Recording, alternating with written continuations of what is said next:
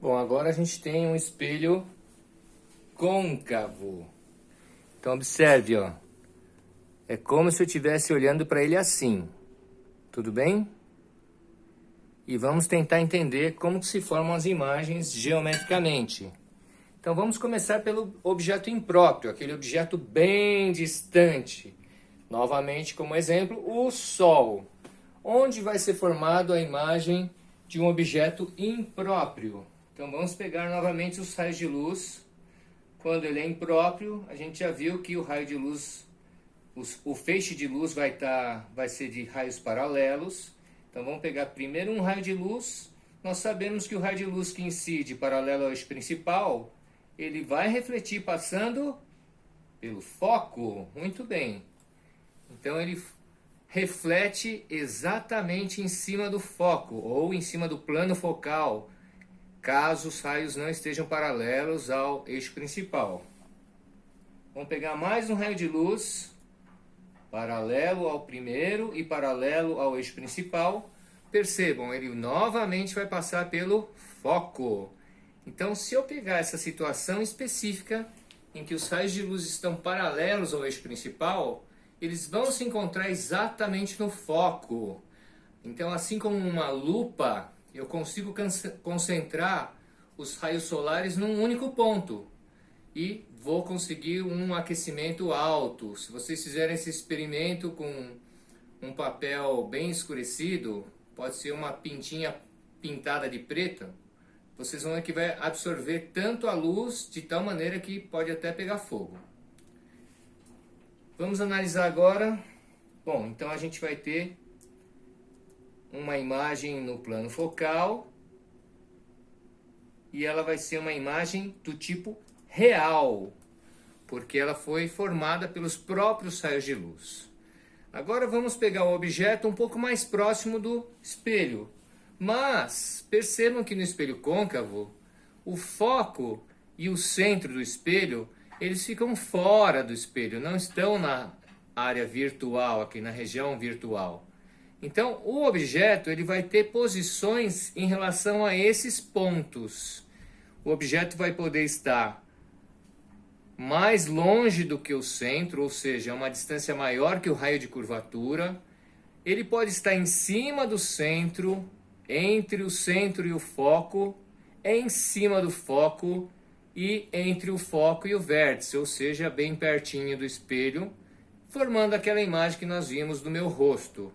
Tá? E vamos analisar agora, através das propriedades dos raios de luz, como são formadas essas imagens. Então, peguei um raio paralelo ao eixo principal, a gente já sabe que reflete passando pelo foco.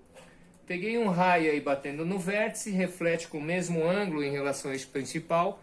Este ângulo aqui igual a este.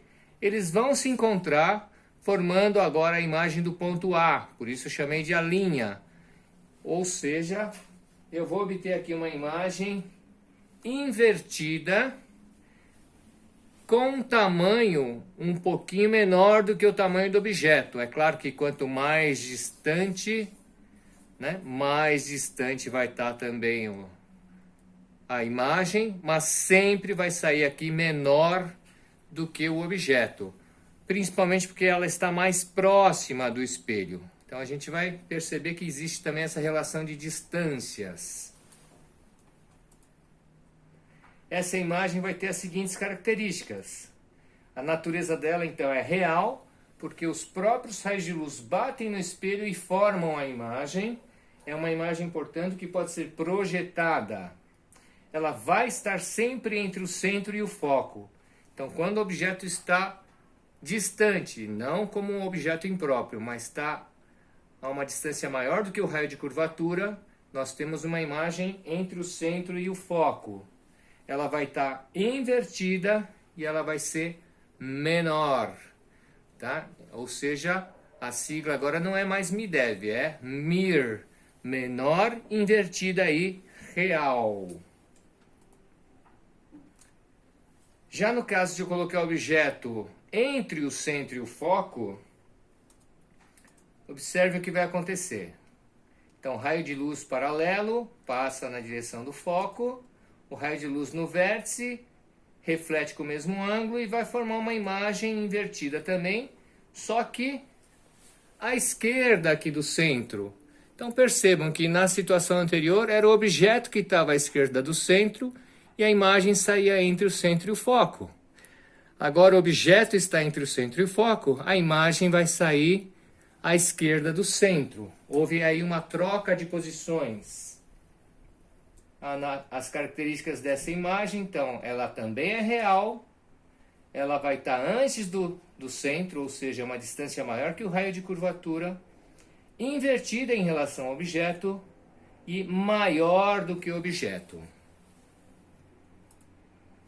Vamos colocar agora a imagem exatamente em cima do foco. O que vocês acham que vai acontecer? Nós vimos que o objeto impróprio produzia uma imagem que se localizava exatamente no plano focal.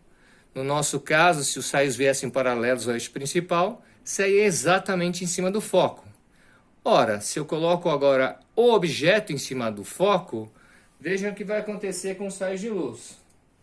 Então, vou pegar um raio de luz que passa pelo centro de curvatura. Estão lembrados desse? Se ele passa pelo centro de curvatura, por onde ele reflete? Isso mesmo, reflete por cima dele mesmo, passando novamente pelo centro de curvatura. Vou pegar um raio que vem paralelo, passando na direção do foco. Observem, os raios de luz refletidos, eles acabam ficando paralelos.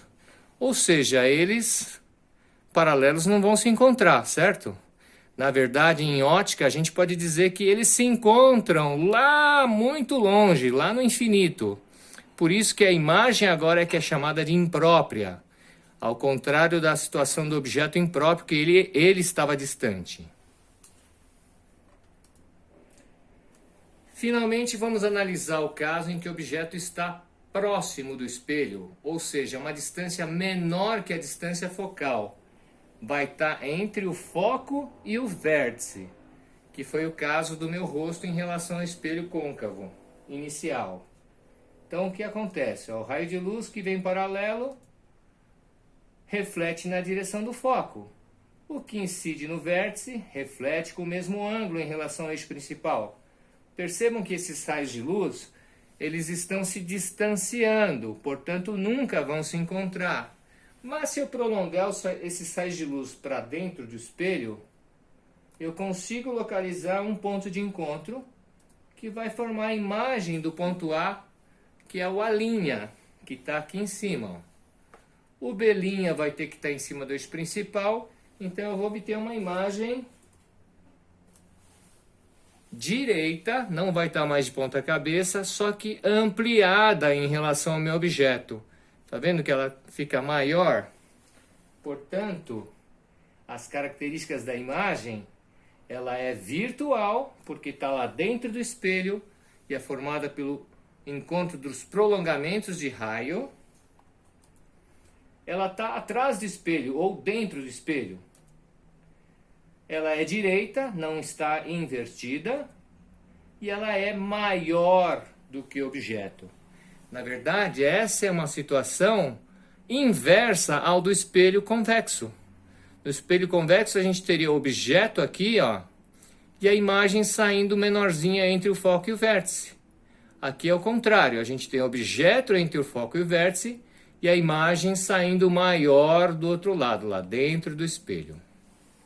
Então, resumindo, nós vamos ter essa situação aqui, ó. O objeto está antes do centro ou a uma distância maior que o raio de curvatura. Eu vou ter uma imagem invertida menor entre o centro e o foco. Aproximo um pouquinho o objeto e coloquei em cima do centro. Observem que a imagem continua invertida, mas agora ela está exatamente do mesmo tamanho que o objeto, pois a distância também, tanto do objeto quanto da imagem, é a mesma em relação ao espelho. Se eu joguei o objeto já entre o centro e o foco, a imagem se afasta e fica maior do que o objeto. Se eu jogar o objeto em cima do foco, os raios de luz já não se encontram, vai ter uma imagem lá longe, uma imagem imprópria. E se eu joguei o objeto bem mais perto do espelho, eu vou obter uma imagem do tipo virtual, direita e maior do que o objeto. Beleza? É isso aí, pessoal.